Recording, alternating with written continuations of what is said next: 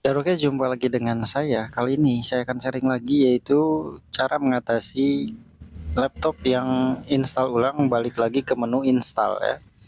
Bagaimana itu Mas? Ya jadi contohnya seperti ini, kita install Windows nih sudah selesai, laptopnya restart dan dia malah balik lagi ke menu install seperti ini contohnya ya.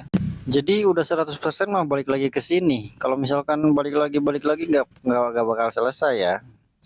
Jadi solusinya bagaimana? Solusinya kita cancel di tampilan ini, kita cancel.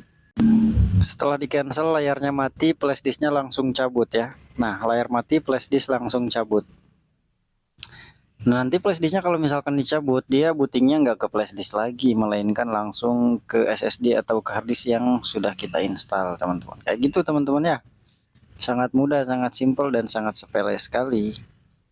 Ya, ya, sebenarnya ini bukan tutorial, ya, cuma sharing aja ya. Siapa tahu ada teman-teman yang sedang mengalami masalah yang sama.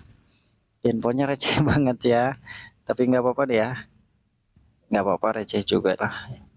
Saya upload aja, siapa tahu ada yang kesusahan nih masalah ini bolak-balik terus ke menu install.